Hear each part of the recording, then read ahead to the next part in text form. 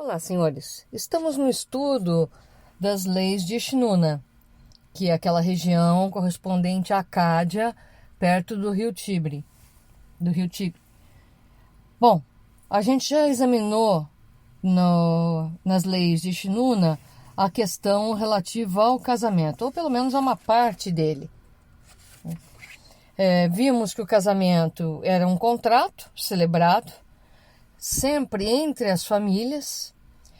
Exigia-se um banquete, que na verdade era um costume, até para tornar público que aquele era um casal, uma demonstração de poder econômico ou de status social daquelas famílias reunidas. E também tinha o dote. Esse dote era um valor que a mulher levava. Por que isso acontecia? Deixa eu só fazer um reporte histórico, senão vai parecer que a mulher, o marido era premiado por levar a mulher. Não, não é isso.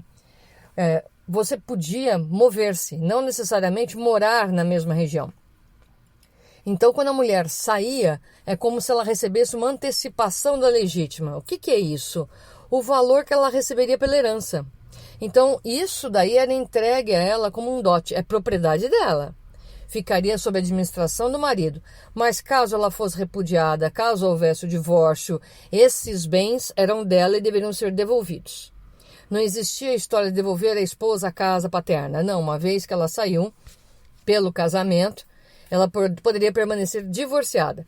Portanto, aí ela retoma os bens. E essa retomada do patrimônio é aquele valor que constituía o dote. Portanto, não tem nada a ver com o dote que passou a existir muito tempo depois. Existia até o Código de 16, até o advento de outras normas, você tinha a previsão do dote, aí sim, como um prêmio da esposa da noiva, da família da noiva em relação ao noivo. Não é isso que acontecia em Xinuna. Em Xinuna, você estava antecipando o valor da herança. Como ela não herdaria mais, ela já tinha casado, talvez ficasse na cidade, talvez não. Se saísse da cidade, talvez nunca mais voltasse a ver seus pais. Então, ela já levava o equivalente à parte que lhe caberia no caso de herança.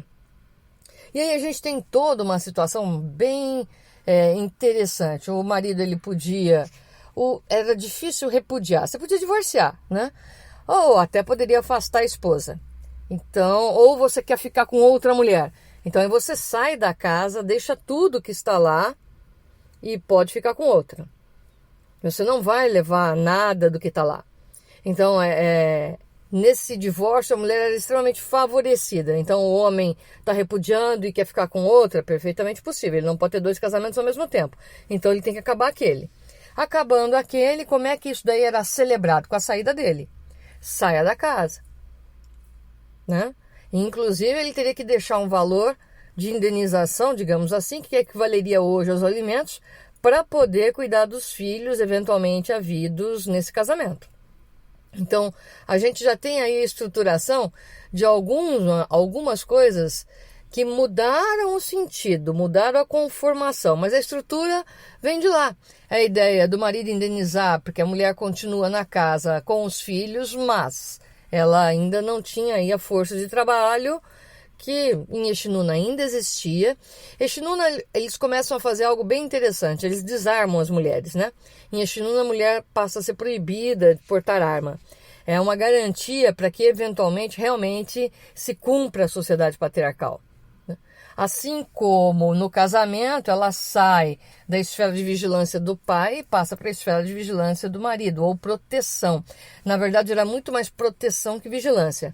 Era o pai que protegia, porque ela já não usava armas, ela podia usar só aquelas pequenas adagas ou faquinhas, que eram exatamente para defesa em caso de estupro. Em caso de estupro, se ela matasse alguém, não haveria nem processo, tá? Então, a pequena arma que foi deixada para as mulheres era para a defesa pessoal. Era essa a conotação.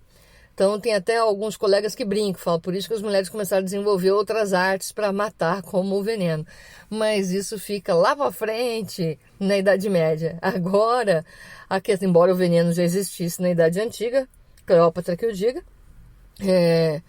realmente você tira o poder das mulheres de comercializar, de ir adiante, se não tivesse armas, né? Efetivamente elas ficavam aí sob a proteção dos seus maridos ou dos seus pais. Tá ok? Senhores, a pessoa mora com outra, não fez o casamento, mas quer casar. Não, você pode morar 2, 3 anos com outra pessoa, tratar como esposa. Você fez o casamento? Deu o banquete? Não, não tem casamento. Tem contrato escrito? Então não é casamento. É aquilo que a gente chamou de união livre. Tá ok? Então, só para ficar isso muito claro para os senhores. Pois bem, Exinuna também tem uma característica: pouquíssimos escravos, né? A maioria era constituído por Avilons, homens livres, ou os mercadores, que eram os imigrantes que traziam coisas, depois iam embora, não pertenciam essencialmente à cidade, né? Era uma camada que tinha direitos, era considerada livre, né? Mas você tem aí, e talvez isso explique também a grande proteção aos escravos. Escravo era só por captura. Exinuna era um reino pacífico, tinha pouquíssimos escravos. Essa captura era em guerras, né? Claro, você não sai por aí capturando os outros, não existia essa noção. Então seria por captura em guerra, ou então pelo comércio. Então você começa a comercializar escravos? Sim, pelo período que ele foi condenado por dívida. Aqui em Exinuna a gente não tem escravidão por dívida. Aqui em Exinuna você só tem escravidão tendo por origem a captura em guerras. Só, tá? Por isso que você tem uma série de artigos ou decisões tratando dos escravos, porque eles eram raros. Então a morte de um escravo recebia uma punição especial, a morte de uma escrava também, os direitos deles eram bem determinados. Então passa a existir toda uma preocupação com os escravos exatamente porque eles eram bem raros, bens econômicos raros. Você poderia dar em garantia, mas ele era a sua força de trabalho, né? Era o escravo sua força de trabalho, senão teria que você que trabalhar ou ter filhos para trabalhar. Era essa a colocação que existia. Exinuna era um reino que cresceu, mas não tanto, né? Então havia necessidade dessa mão de obra. Nas primeiras regrinhas, no artigo 1º, no artigo 2º dessas leis de Exinuna, os senhores vão encontrar as moedas que eram utilizadas. Em Exinuna você já tem sociedade comercial, né? Você já vai ter penhor, você já vai ter garantia. Então o escravo era garantia de cumprimento de dívida? Era, o escravo era garantia de cumprimento de dívida. Se você não pagasse a dívida, você perderia o escravo. Considerando a importância econômica relacionada ao escravo, você perderia aí um grande capital. Mas já passa a ter aí também algumas regrinhas com relação a furto. Entendam, senhores, furto praticado durante o dia você indenizava, furto praticado à noite você morre. Todos os crimes econômicos e tudo mais que você praticasse à noite, você teria como pena a morte. Quando praticado de dia, a indenização. Por que essa diferença? Porque de dia você tecnicamente poderia dar azar e encontrar aquele que estivesse acordado para eventualmente fazer a defesa daquilo, da colheita ou dos animais que ele cuidava. Mas à noite é horário do descanso. Então aí entende-se que aquele que pratica o crime à noite é um covarde e não merece outra chance, é um traidor. É aquele que você não pode dar qualquer tipo de oportunidade. Não é algo bom para a sociedade, então você já elimina. Então qualquer ato praticado à noite era até uma forma de você tentar coibir. Tenta, mas tenta de dia. Se a pessoa te pegar, você pode morrer, que é legítima defesa. Então nem vai ter processo, não vai ter nada, acabou o assunto. Fazer isso à noite, quando a pessoa que trabalhou o dia inteiro está descansando, era considerado um grande crime. E aí o rei, porque nessa época o rei é que determinava a pena de morte. É muito interessante isso, né? As decisões dos tribunais poderiam decidir sobre tudo, menos sobre a morte. A morte era um espaço de competência privativa do rei. Então era o lugal, o rei, como nós já aprendemos, o nome nessa região era lugal. Era o lugal, que é o equivalente ao rei, que determinava os casos de pena de morte. Dentre esses casos, está lá estabelecido todo o crime econômico praticado durante o período noturno. Então, as penas capitais, a pena de morte, era prevista para o caso do adultério feminino, né? Então, a mulher ela não poderia ter outro na condição de adúltera, mas ela aqui ela deixa de poder pedir o divórcio, que antes em Liptister ela poderia. A mulher podia pedir o divórcio? Podia, ela podia sair da casa também. Aqui em Eshnunna não mais. Você tem uma sociedade patriarcal, você tirou a arma das mulheres, né? Deu os mecanismos de defesa para que ela possa se defender de eventual ataque, mas estabelece aí, até por uma questão de legitimidade da prole, não tem como saber se é do marido ou não, se você não obriga ao dever de fidelidade, né? Então, já explicamos sobre a origem do dever de fidelidade. E é por isso que você pune o adultério feminino com a pena capital. A penhora ilegal de escravo, então você deu em garantia o escravo que não era seu, né? Ou que morre, que vem a morrer na sua casa. É muito interessante que aí tem a pena de morte para quem não cuidou do escravo, hein? O escravo foi deixado com você como garantia de uma dívida. A pessoa vem pagar a dívida, mas você acabou exagerando. E esse escravo morreu. Independentemente da dívida que você paga para a sua família, a sua pena será de morte também. Porque lhe foi dado um bem econômico que o senhor deveria cuidar, que é o escravo. E o senhor não cuidou. Então, é bem interessante essa questão da tutela dos escravos. O desvirginamento de uma jovem que tivesse prometido em casamento também acarretava a pena de morte. Até porque naquela época as vestes distinguiam. É muito interessante a história da moda, para quem tiver interesse, oportunidade de pegar um pouquinho esses livros e dar uma olhada. É bem interessante. E naquela época as cores entregavam. Então, a cor que você usava, ou véu, ou qualquer outra coisa, já indicava que você era prometido em casamento, tanto homem como uma mulher.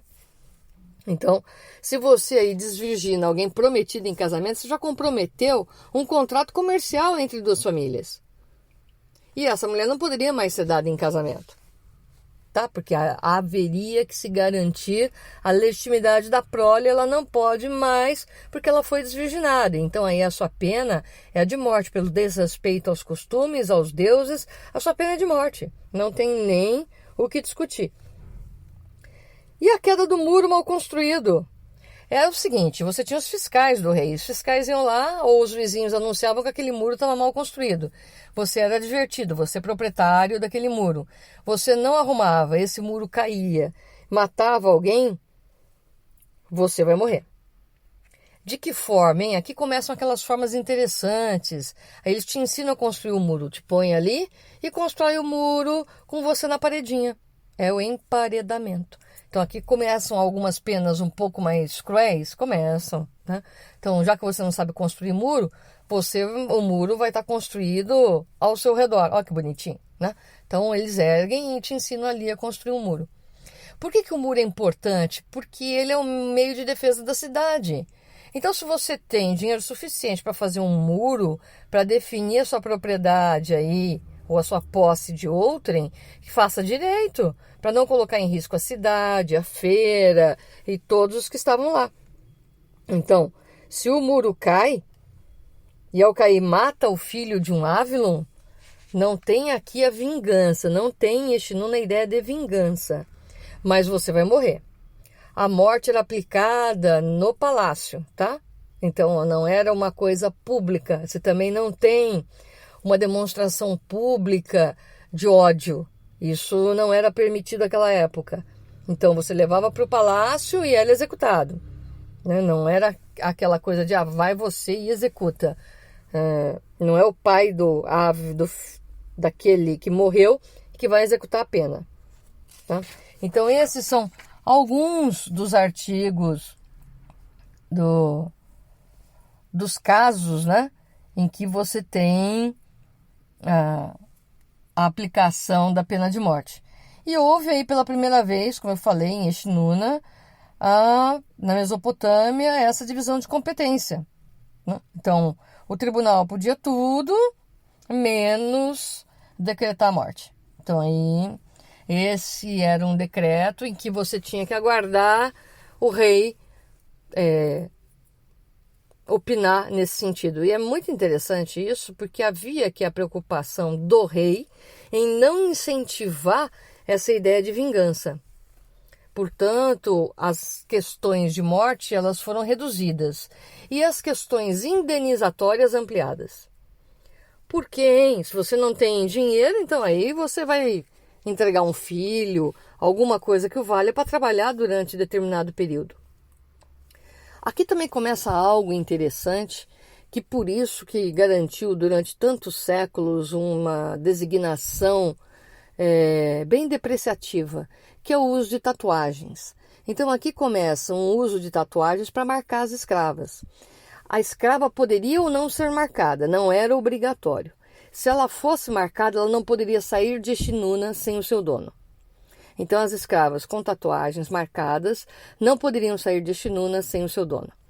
Uma outra regra que vai surgir logo depois é a de marcar aqueles que tinham praticado o furto. Então, praticou o furto durante o dia, vai marcar por quem, onde, primeiro, nas mãos, em áreas visíveis do corpo.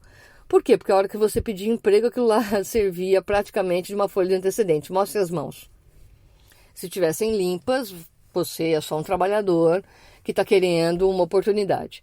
Se elas estivessem marcadas, eu saberia que você tentou furtar alguém. Então, aí é risco meu também querer empregá-lo ou não.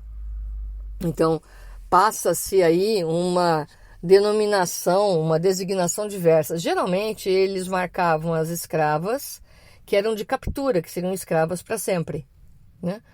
Aquelas que estavam numa situação de anormalidade ou que estivessem com algum ávilo, que tentasse ali ter essa escrava como esposa, aí obviamente não havia a marcação, tá bom? Existe todo um critério de indenização, você vai ver que tem todo um tabelamento, e o rei também ficava como fiel da balança na parte econômica. Como assim? Ele deveria aferir aí e colocar o preço máximo do arroz, por exemplo, se percebesse que estava havendo exagero da parte dos mercadores. Então o rei ele entrava para cuidar desse balanceamento econômico quando houvesse exagero daqueles que comercializavam. Então aí ele tabelava, colocava o máximo. E pela primeira vez a gente passa a ter aí a fixação de salários. Então também está estabelecido fixação de salários. É muito curioso que você vai ter o salário do barqueiro, porque é um piso mínimo, abaixo daquilo ele não ganha. É uma forma de você já estabelecer, né? Então, algumas profissões já tiveram ali estabelecidos os seus salários, pelo menos do que chegou até nós, né, gente? Nós temos aqui as leis de Xinuna em 60 artigos, que foram os que chegaram até nós. Eu vou mandar uma parte disso, uma parte do Código de Lipit-Ishtar e do de Ur-Nammu, para os senhores terem uma noção daquilo que saiu para a gente. Vocês vão perceber que muitas das coisas que eu falei não se encontram nesses códigos. Por quê, hein? Porque é a parte de levantamento arqueológico e a parte dos historiadores de tentar conformar como é que eram os costumes da época. Que eu também passo para os senhores, porque senão fica aquela lei descontextualizada, sem o senhor saber exatamente a que eu estou me referindo. Tá bom? Então tá aí, as leis de Xinuna foram muito avançadas, elas serviram de base ao Código de Hammurabi, por isso que eu estou dando a Xinuna antes do Código de Hammurabi, né? Serviram de base, a atuação do rei como um fiel aí do mercado e da economia foi importante, o rei contendo a pena de morte também foi importante, e a gente vai ver que um pouco disso se perde aí no Código de Hammurabi, mas ganham-se outras coisas. E a ideia do direito penal de punir excepcionalmente com a morte e, via de regra, com a indenização. Coisa que o direito penal acabou perdendo a noção e depois começou a trancar as pessoas, e isso geralmente não leva nem à reeducação, muito menos a um critério satisfativo para aquele que teve um bem lesado, um filho perdido ou algo do gênero que tenha acontecido. Então é muito interessante que Xinuna não transforma isso em pena de morte, mas transforma isso muitas vezes. Dependendo daquele que morre, aí vai dar pena de morte. Mas, dependendo da situação, não, você vai indenizar. E as indenizações são as mais diversas, também acompanhando a situação das vítimas e aqueles a quem ela se destina. Então, fica aí apresentado aos senhores não só a cidade de Shinuna, na Acádia, como um pouco do seu povo e da sua cultura. E é fácil para vocês perceberem que muito disso a gente carrega até hoje, né? A ideia de fazer ali pelos acidentes de trabalho, pelas mortes, as indenizações estão presentes. Perdeu-se o lastro do direito penal, mas hoje você tem isso daqui no direito civil, né? Fixação de competência, primeira vez que tem. Salário mínimo, a primeira vez que tem. São as leis de Shinuna, estabelecendo um piso. Para que isso, hein? Para que você não tenha tumulto social, né? Para que não comecem aqueles inconformismos ou as brigas dentro da cidade, então da cidade-templo. Você já pega e estabelece, olha, aqui o piso salarial é X para esse povo. Então não é piso, é até salário, e é uma expressão bem interessante que na tradução ficou como salário, tá, gente? Eu não tenho culpa da tradução. Então na tradução ficou como salário, até para você identificar o valor que recebia essas profissões, né? Feitas essas considerações, retornamos na nossa próxima aula, já falando da Babilônia, que vai gerar aí um dos principais códigos antigos, que é o Código de Hammurabi. Fiquem bem, senhores, cuidem-se, abraços virtuais a todos e até o nosso próximo encontro.